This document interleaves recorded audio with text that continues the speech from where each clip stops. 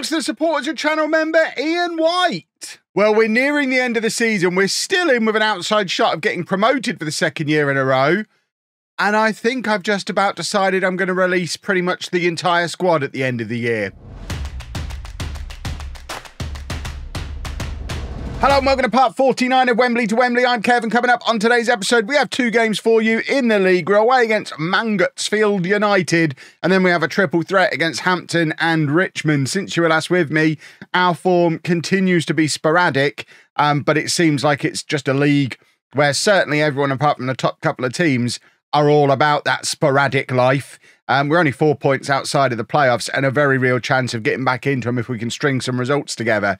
The reason I'm talking about releasing pretty much the entire squad, only Tom Best is under contract beyond the end of this season, is because of that inconsistency. And I think it's becoming pretty clear, if it wasn't already clear to us all, it's becoming clearer as this erratic form goes on, that this team is a mid-table team in this league at best.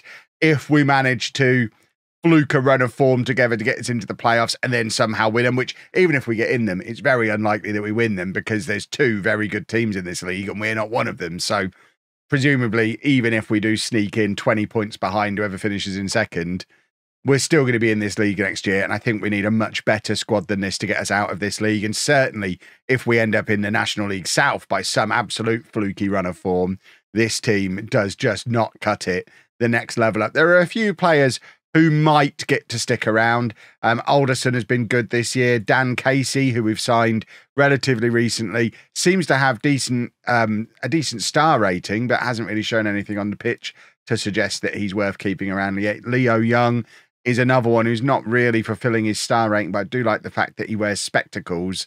And we have got a few players who are wanted by teams at higher levels. So I would take that as an indicator that they're probably quite good. But pretty much everyone from Taylor Mooney down, apart from Best, obviously, who is only showing us 3 stars of current ability, but is spectacular. But pretty much everyone from Mooney down, I don't think I'd be upset if they left. I mean, our average ratings, if you discount John Young, who's only played 1 game as our backup goalkeeper, we've only got 2 players over the course of the season averaging over a 7. This is one of the poorest club average ratings I've ever had in all my time. Certainly playing since they've had these nice little detailed ratings with the color codedness, and it becomes really obvious when you're not playing well. We are not playing very, very well, and yeah, we need a whole lot of new players. So don't tell the players that, because I would like them to get us promoted, and then I can still release them all, and we'll sign a whole new team, and it'll be like starting at the beginning of non-league to legend then, and we all know I can do that. Once we're in the National League South with a blank slate, we'll be rolling. We'll be absolutely fine. But before we get to that, we do need to get some performances out of these boys one last time. And the other thing is, half of them think they're better than they are as well. Look at them, 6 of them demanding more game time. And there's only a couple of them who are probably right to be demanding that. So, yeah, but there's going to be a big overhaul in the summer. But first, let's get promoted for the second time in a row to justify a clear out. Where or what is a Mangotsfield? Okay, it's way over here in basically Wales. It looks like it's effectively part of Bristol, certainly within the greater metropolitan area of Bristol, if that's how they would describe such a thing. Where's Bath? I know Bath's basically Bristol as well, isn't it? Oh yeah, it's not even as far away as Bath. This is basically Bristol. The people of Bath loving being called basically Bristol, I'm sure. Look, Bristol Rovers played there. So as a football fan, that means they're basically the same place. Just like Brighton is in Gillingham, as far as I'm concerned.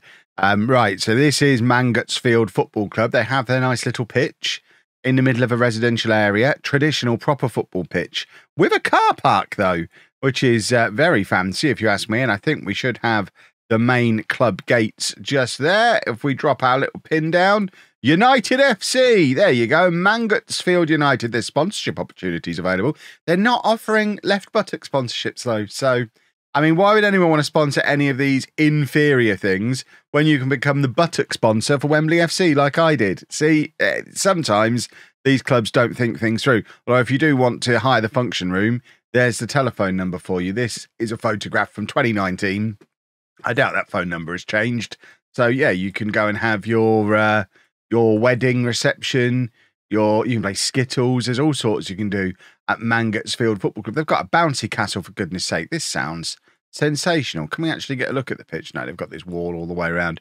No stealing watching the football here, it seems, although we can just about get a view over the top of it here. They've got a proper little stand, look. Can we get a little bit further? The Google car has done great work here. And we've got a sneaky view over the wall. There we go, look. They've got a little stand. This is quite nice facilities, proper floodlights. The more we move up the league structure, the more grounds are starting to look like this. And that is, that's very snazzy indeed. Let's head to basically Bristol. There's no one there and they've left their boot open.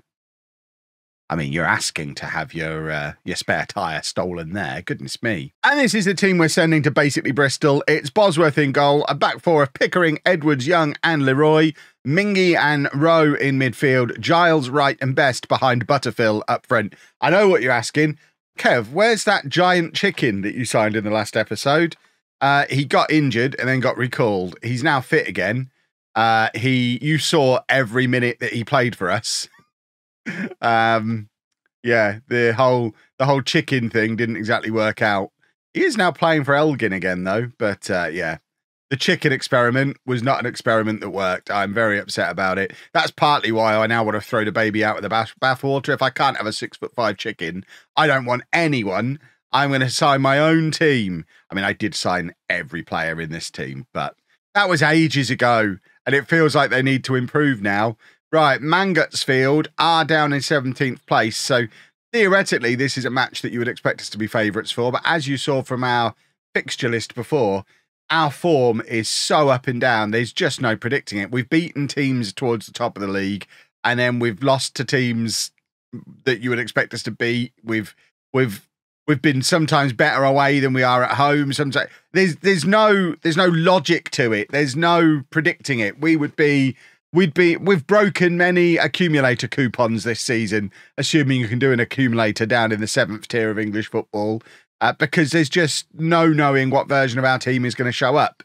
And it seems that today it's the version that concedes a goal after 14 minutes against a team that we should be capable of beating, which is frustrating to say the least. It was a decent effort from them as well. Good cross comes in and comfortably heads past Bosworth. I'm going to demand more because as it stands at the moment, we dropped down to 5 points behind 5th place now. And although I think in the last episode, I said, as long as we're within 6 points at the halfway point of the season, we're good.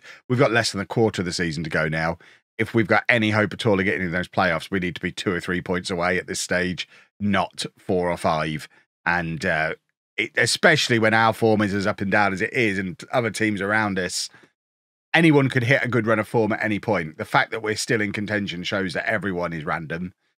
And we found that a lot on our journey up through the leagues. It's very rare to have more than a couple of teams who have any kind of form over the course of the season. There's a lot of unexpected random results at this level. But we would like to nip that in the bud now and score lots of goals, please. And there's Mingy on the edge of the area, and he scores. And we've got one back.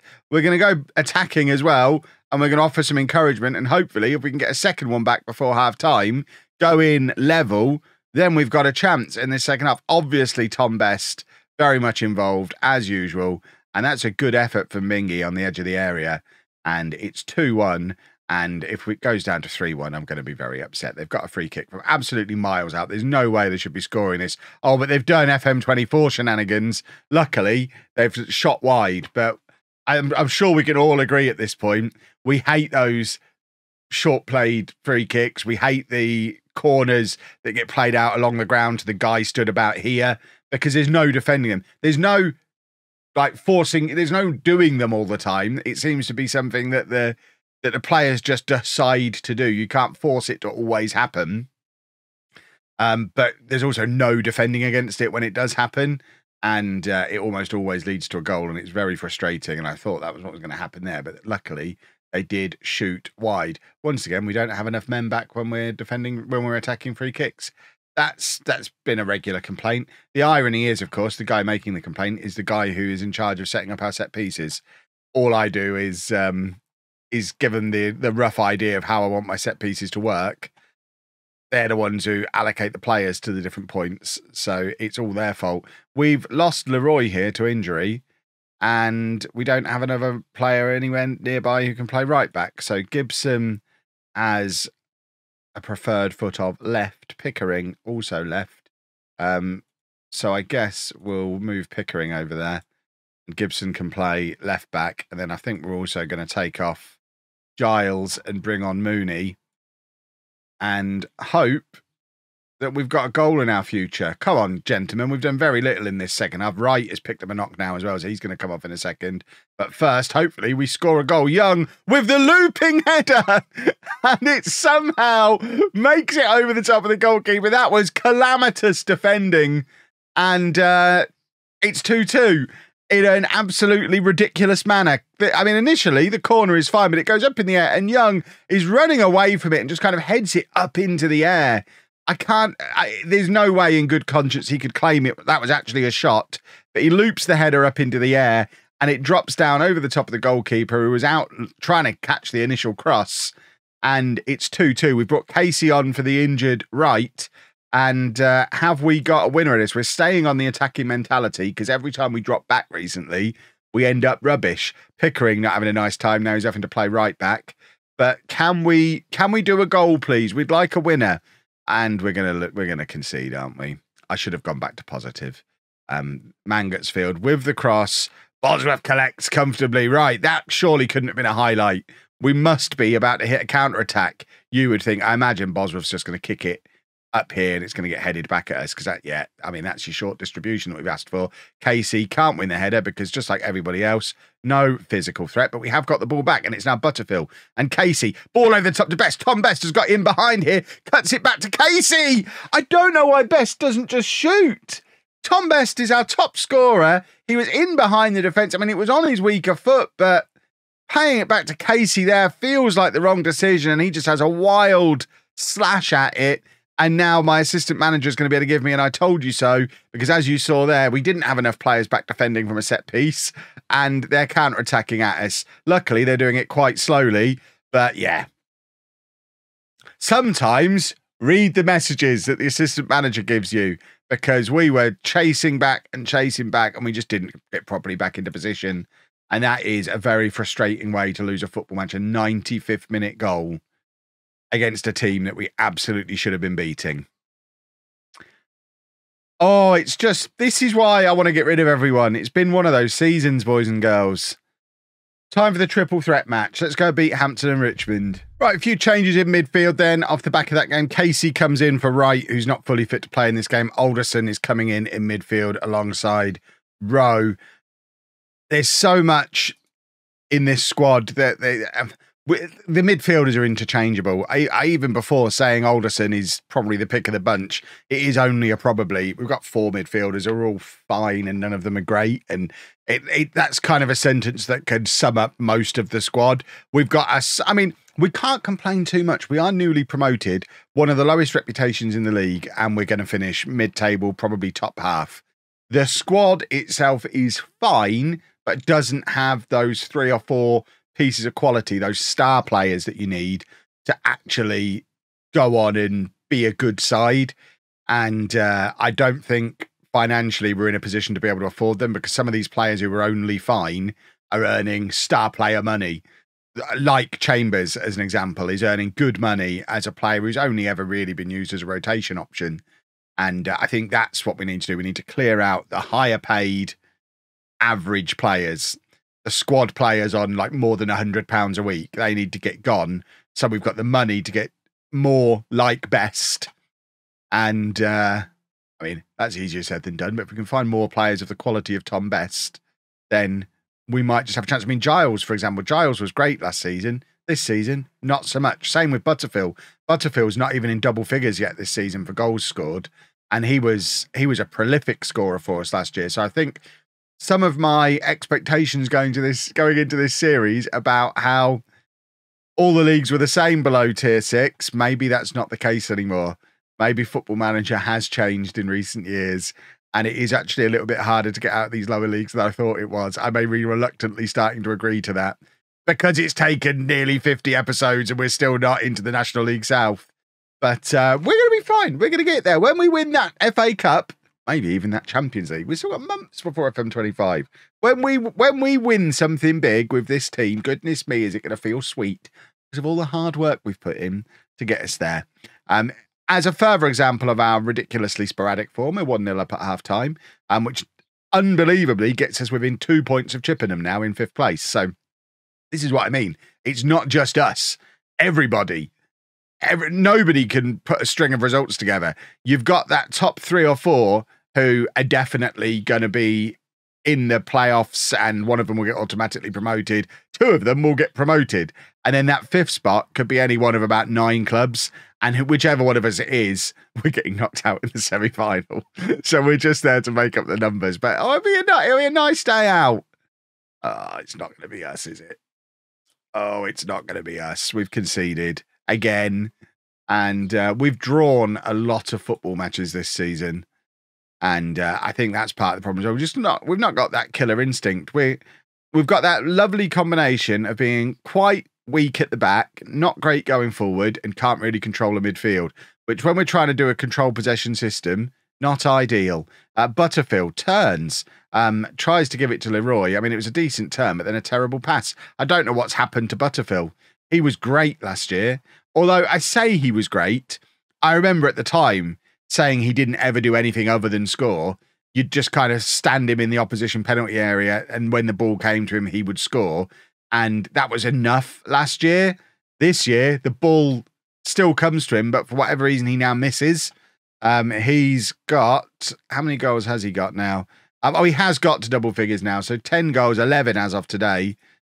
But it's half the goal return that he got last year, which is affecting Giles because Giles isn't getting the assists. So he's not looking as good.